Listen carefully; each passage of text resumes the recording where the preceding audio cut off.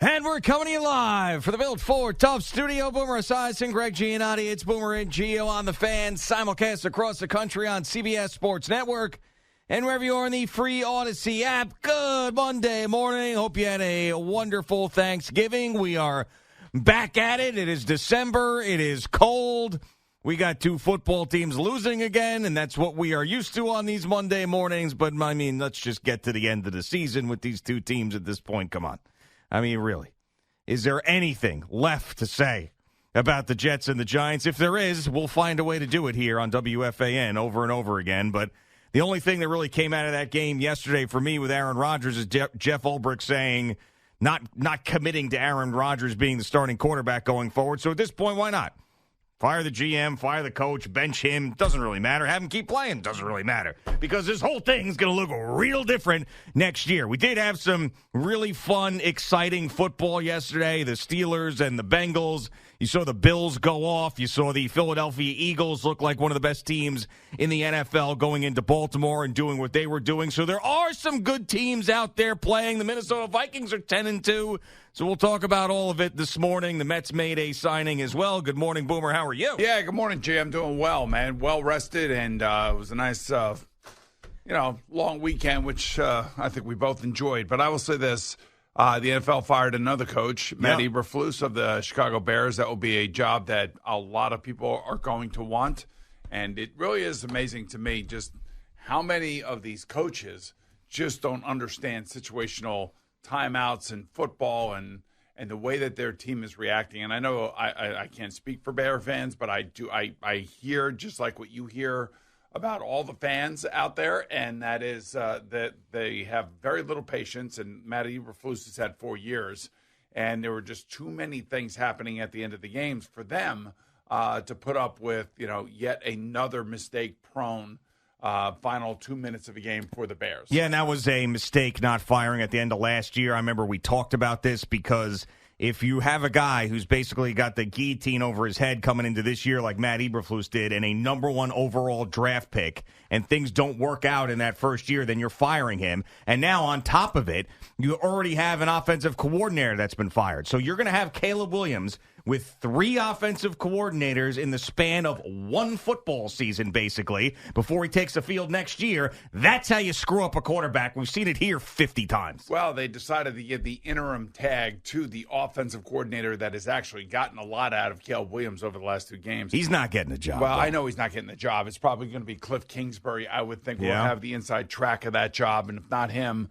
any other one of these coaches like a Mike Vrabel, Bill Belichick, anybody with any sort of reputation will have an inside track for that job. The question is that, the GM's pretty powerful there, Ryan Poles, and he's done a really good job.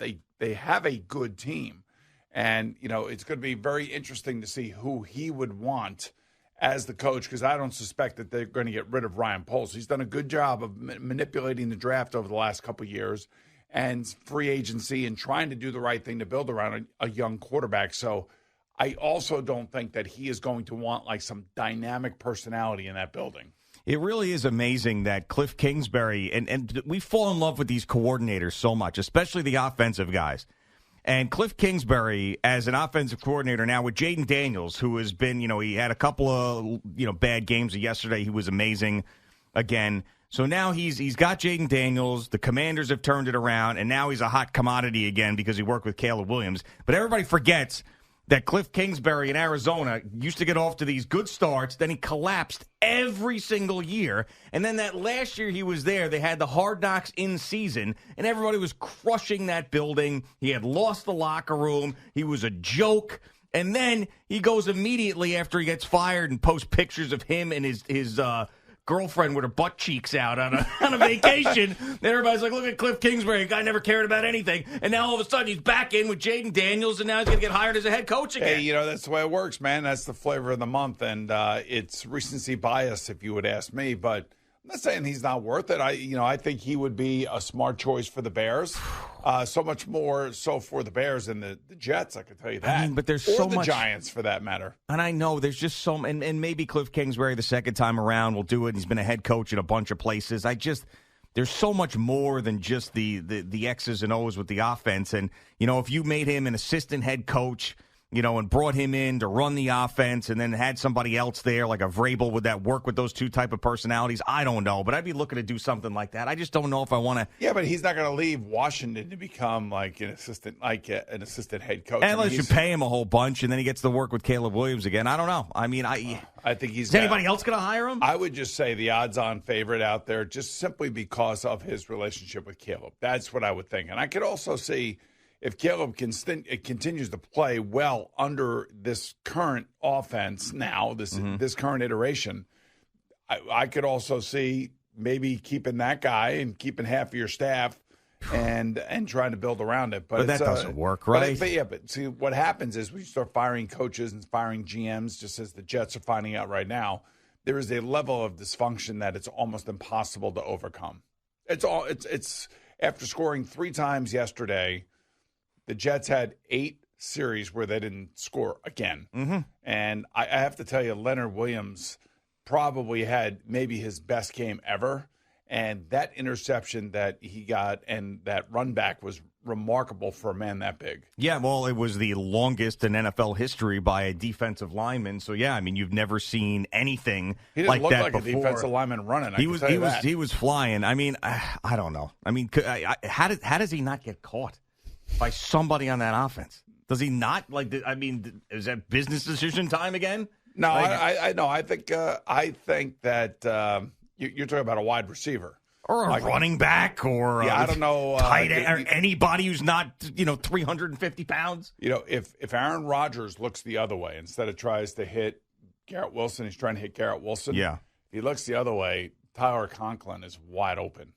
He just looked the wrong way, and basically what that defense is a fire zone where the defensive tackles, actually back off the line of scrimmage, trying to confuse the quarterback into thinking that he's got to throw the ball hot because there are other players that are in the pass rush. Yeah.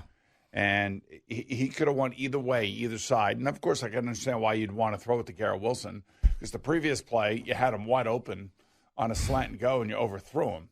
I mean, Aaron Rodgers should have had like 4 or 5 touchdown passes yesterday. Yeah, he played horrible, and we were told that he was healthy, and this is the healthiest he'd been, and he gave an all-time answer. I don't know if it was actually caught on audio or whatever, Jerry has it, but he gave an all-time answer when someone asked, hey, you're healthy now, and this was your worst game that you played, essentially. I'm paraphrasing the question. And his answer was, there's 11 guys on the field, and sometimes it's my fault.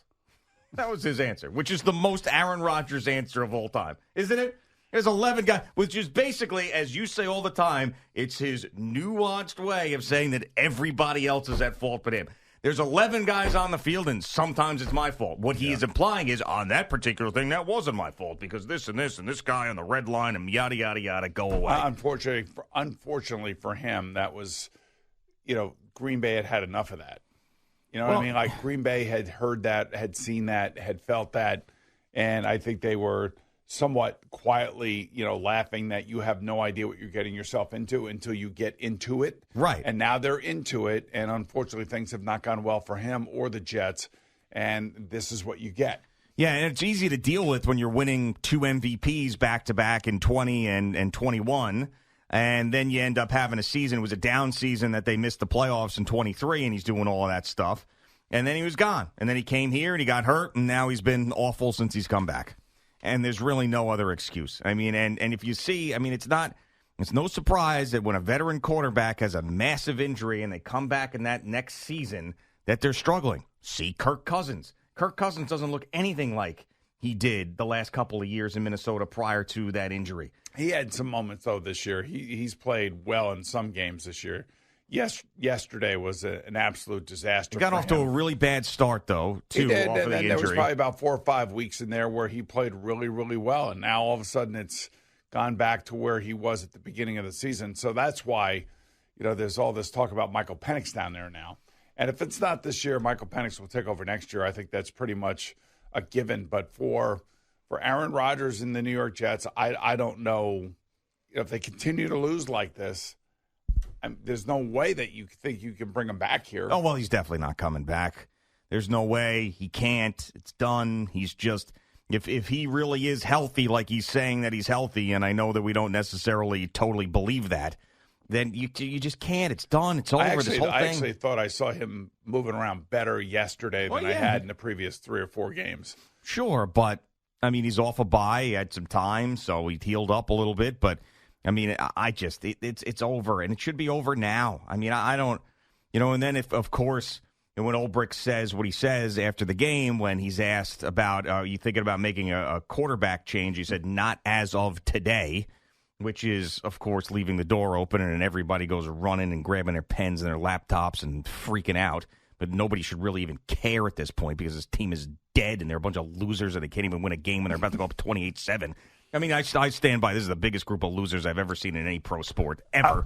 Anyway. I will say this, that when Aaron Rodgers has had a 14-point lead at home, whether it be in Green Bay or at MetLife Stadium, you know what his record was going into that game yesterday under those circumstances? I'm sure very good would be my guess. 74-0.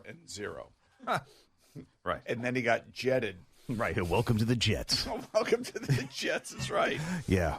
Where things you never imagined could happen to you. 74-0 when leading by 14 points or more on your home field, which obviously is Lambeau and MetLife Stadium. Yeah, so that Ulbrich says that not as of today thing. They go running to Aaron Rodgers. He goes, I don't know. I guess I'll have to talk to Jeff if that's what he's thinking.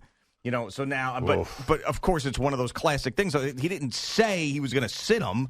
He just said, not as of today are we making a change. And now Aaron Rodgers gets it secondhand from the reporters and goes, oh, well, that's what Jeff is thinking. Well, that's the problem when you get it secondhand. Oh, you don't know how it was said, in which context it was said. I would suspect that he will be starting next week. Yeah, me too. But I mean, I don't even know what I do if I'm him anymore. I really don't know. It's impossible. He's a tough guy to climb into his head and figure out what he's thinking.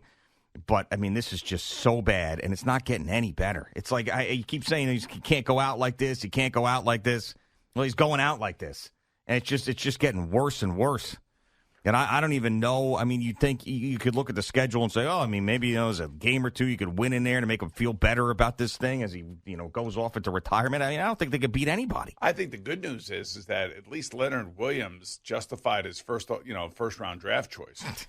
Yeah, but he played way better for the Giants than he did for the Jets, and now he's at this point in his career as a veteran is playing better than he ever has. He had a huge game last week too. That's right. So I mean, he's playing better than he ever has.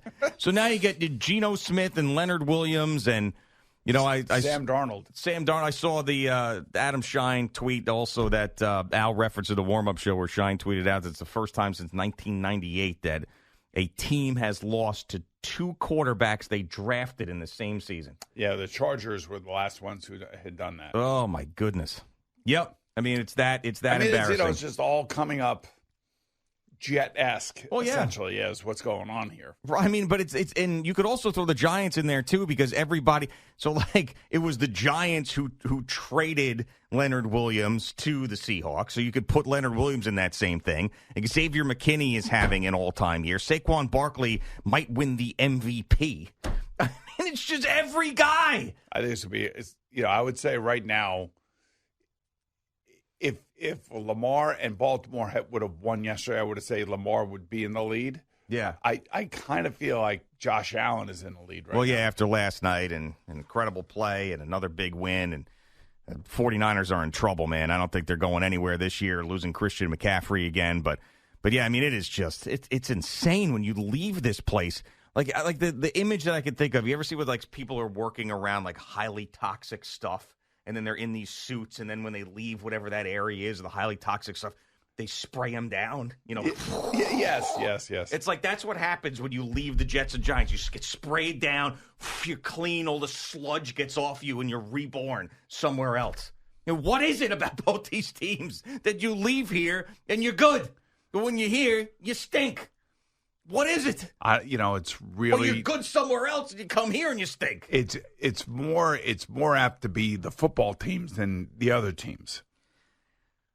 Yeah, I mean, there's been plenty. I mean, we've talked about that with the Mets for years, where whether it be Travis d'Arnaud or whoever the hell else, you feel like they leave Justin Turner. We used to say that about certain guys, but But yeah, with the football teams, it's far worse because they've been bad for so long. But I mean, there's clearly a culture problem in both of these places, and we said it 10 million times because it's the truth. The only thing that gets either one of these teams out of it is drafting the guy at the most important position and making sure that you have the right guy standing on the sideline. Yeah, I mean, all right. So the Giants on Thursday, competitive. That's all I could say. They were a competitive team. They lost the game. I think if you're a Giant fan, while you want your team to win, you also want that number 1 overall pick. Yeah. You got to be realistic about this. I know the players don't really care about that. I know the coaches that are currently coaching the team don't care about that.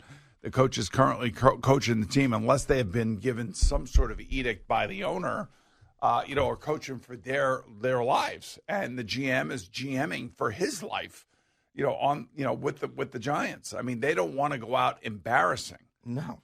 And so if you can tell me that, okay, Drew Lock's going to keep the game close, he's going to make a couple nice plays, and he's going to have a unfortunate interception return for a touchdown, and you're going to lose, but it's competitive. I think I could take that, knowing that I'm just going to keep climbing, up the draft ranking status. And listen, the Raiders are terrible.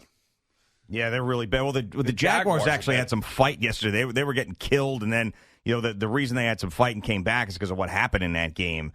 As that Al Shire, who gets kicked out of the game, just completely takes out Trevor Lawrence. And I had the 4 box up, and I had that game on live when I saw that, and that was like an audible as he just lays him out when Trevor Lawrence is trying to slide. You see that in that CBS Sports Network playing it now. You see that stiff arm thing from Trevor Lawrence that you've seen from Tua before, yes. And it was just like, oh God. So you're not going to see him for a while. It's going to be more Mac Jones, which is not good for the Jets or Giants when you're talking about getting a higher pick because he just is awful, Mac Jones. Absolutely awful.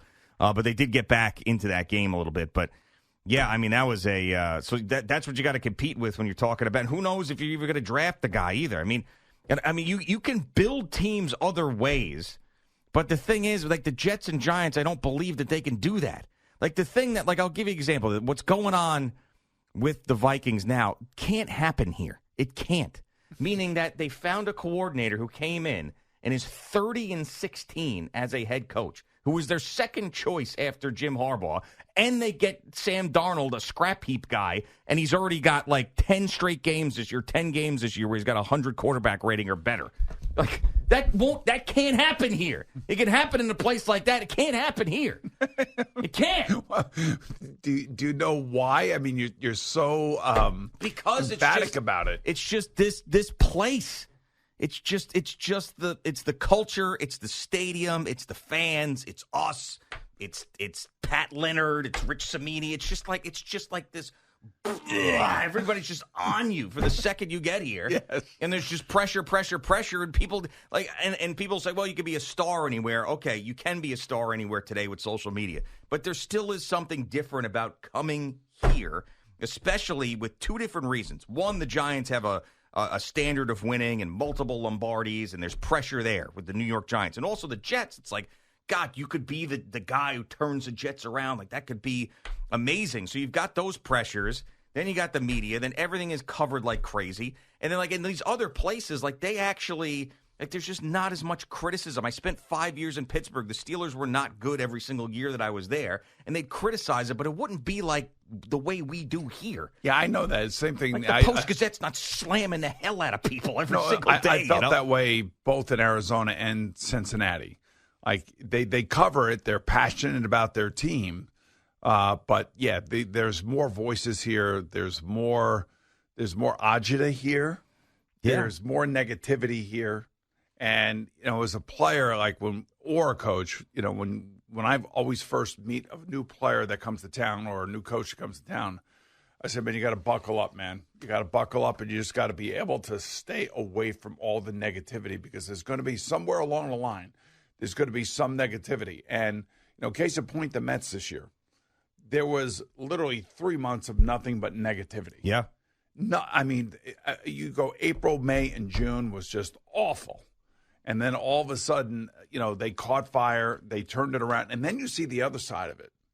The other side of it is just when you actually do make it, and you do become successful, and you do win, and you go into the playoffs. You see how the fans react. It's an overreaction the other way. That's right, and that's why we'll be holding space for the 2024 New York Mets forever.